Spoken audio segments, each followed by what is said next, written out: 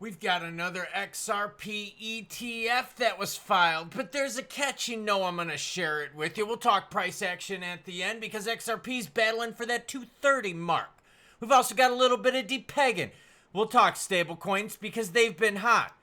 Boring, but hot. We're also going to hit up some... I say lots of naughty things, so here's your warning. I'll admit, it's exciting for XRP to keep pushing up on the price rather than pushing down because, hey, if we zoom out a little bit, I remember XRP battling for the 30 to 50 cent range. At least we're battling now for the $2.30 range. Now, before we get into the crypto news, like some depegging action on some stable coins, an XRP ETF that we can track via Edgar, your comments come first. Why? Well, because you, the viewer, matter most. How many times do I have to say it? I'll say it every freaking video if I have to because it's real. You are the viewer, and you do matter most. Kyle Reese, love the name. Name the movie series. Says, Uphold's fees are worse than Coinbase, and that's bad. And that's why Uphold pimps popular cryptos, because they make money on those cryptos. Ooh, I can say that shit right. That's kind of nice.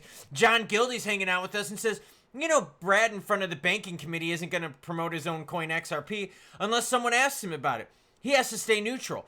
He has to persuade crypto adoption and regulations. Him just being there isn't real when a few years back they wanted him gone. Now he's there speaking. Oh, how times have changed.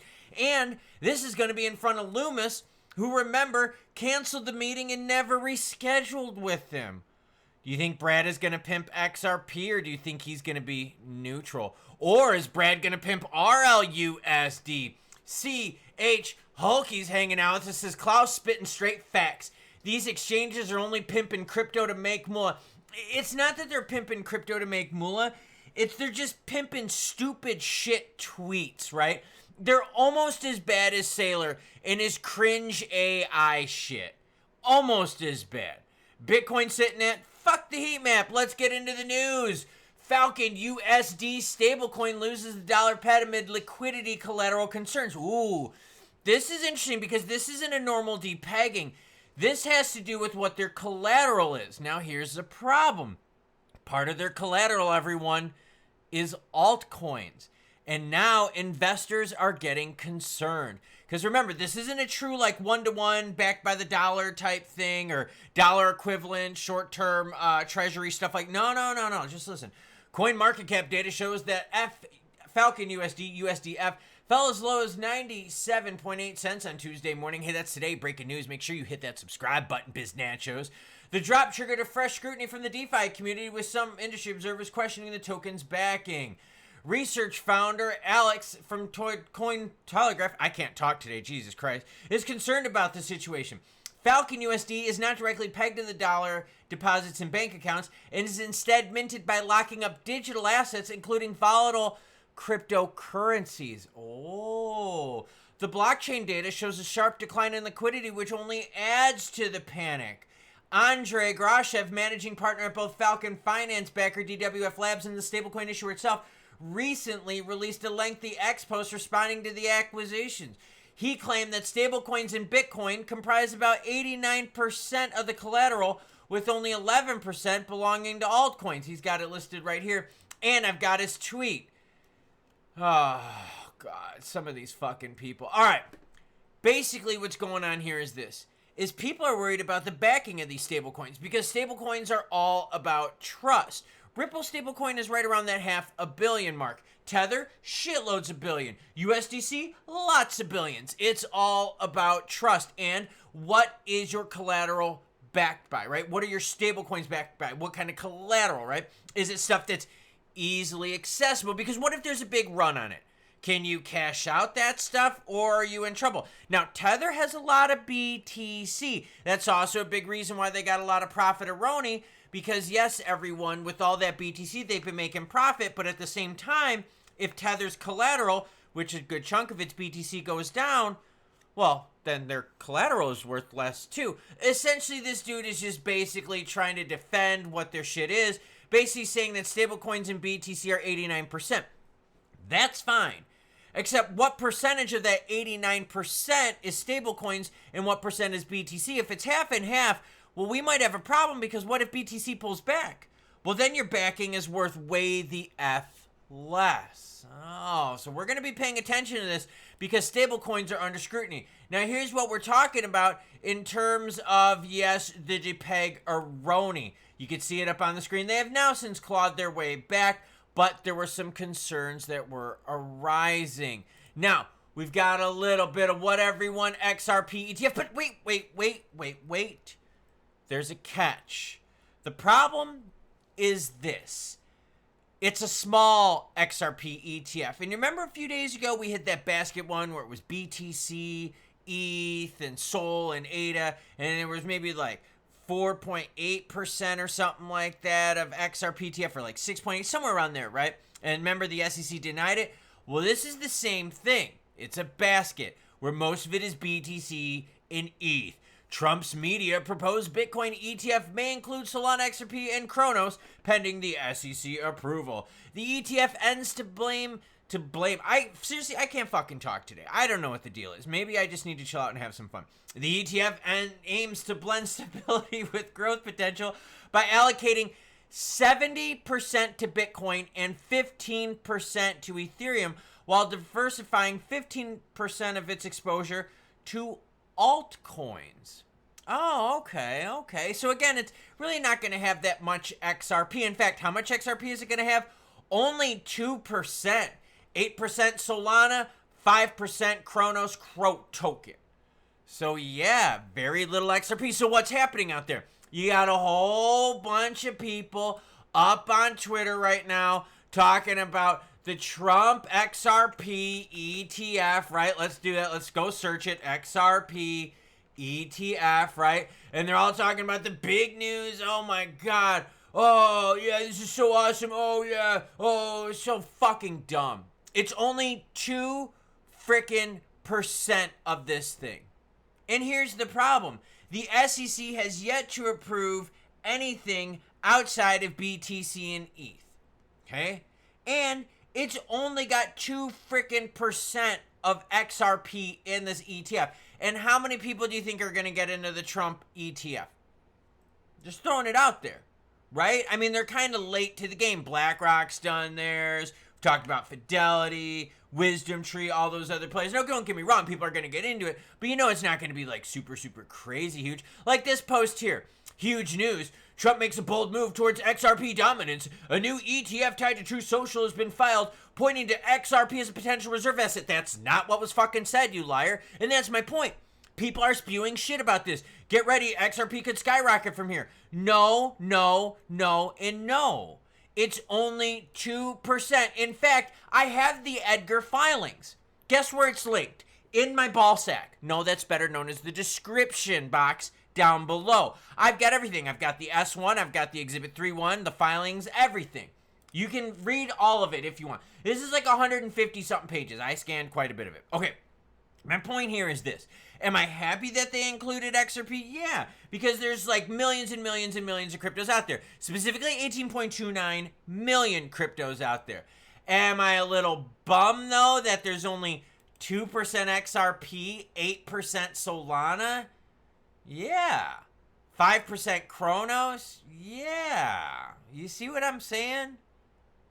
And what's the other problem? The SEC has yet to approve anything that what? Is outside of BTC and ETH. Now, looking over to the overall crypto market, volume's kind of slow right now. Under 100 billion at 98.75. Altcoin season index is 28 out of 100 markets right now in the middle at 50 in terms of fear and greed index. XRP, as I was telling you earlier, we're fighting right again at that 230 mark. Let's zoom in because you can see exactly what's happening.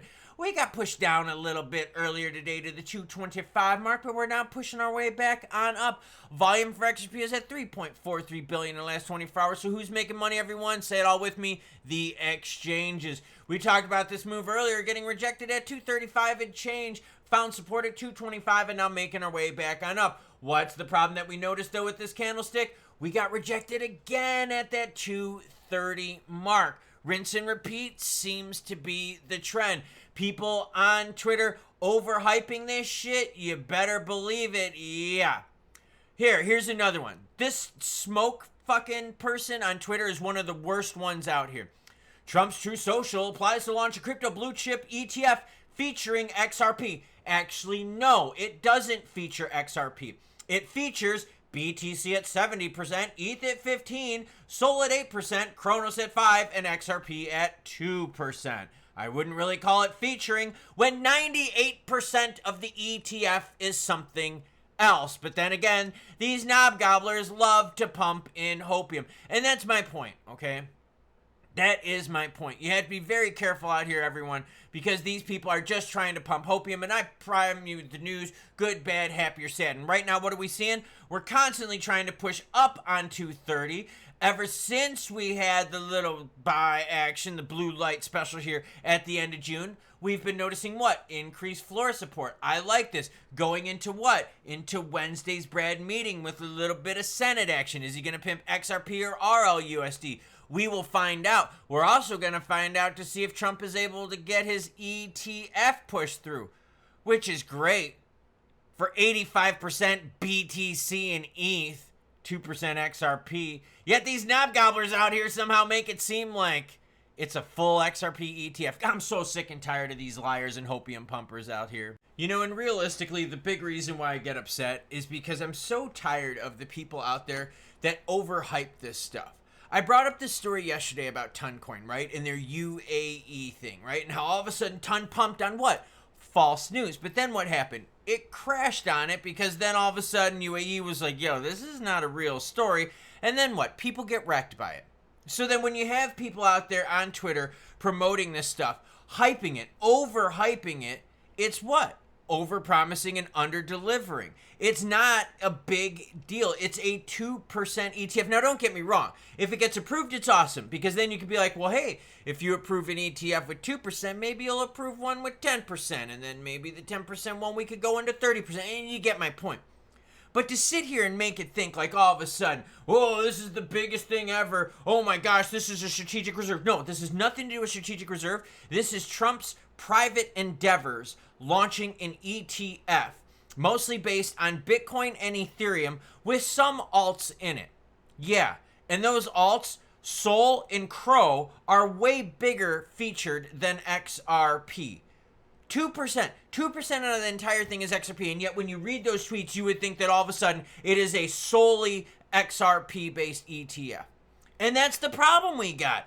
Over-promising and under-delivering. Hype smack monkeys out there all over the place. But don't worry. I cut you the news, good, bad, happy, or sad, accurate. And like I said, it's all linked in the ball sack down below, the description box, for those of you that don't understand what a ball sack is. Now, in terms of the depegging, look, it appears that it regained its peg for Falcon USD, but do you feel comfortable with things being backed by Bitcoin? I don't know, and I think that's why we need to get the regaronis in, right? Because we need to start looking at things like Tether going, all right, cool, we get that you've been making a lot of profit, but if Bitcoin goes down, you're also going to have losses, which also means what? You might not be able to cover all the redemptions. That's a big problem. And Micah's dealt with that. They're like, yo, we don't like the whole BTC as a backing thing over there, so we have problems with it. Yeah, we got to get all this sorted out, and that's why we need regs fast. And Brad is going to be on the Hill tomorrow to talk about what? Whether crypto should be a security or a commodity. Pretty interesting, because even though Torres said XRP itself is not a security, courts out there still aren't recognizing it, and that's just what a judge says. That is not the law. That is her interpretation of the current laws, which we know are what? Way outdated. Because Gensler was using laws from way, way, way long ago and applying it to crypto, and you and I both know that what? We need new updated regs, because crypto is certainly not like old tech. It's new stuff, so we need the updated shit. That being said, live stream tomorrow with Brad G up on the Hill. Might be a long one, just throwing it out there, giving you a little bit of a warning. It's hot as hell. I'm looking outside right now. It is hot as hell out there. Heat index of like 103 by me. Gross, sweatish saccaroni. The Sox lost to the Blue Jays. What a freaking surprise. Yeah, they're probably going to get pounced again. Such is life. Anything else going on? Probably not. Or if there is, I'll let you know later today. Choo-choo what? Choo-choo biz natch O's.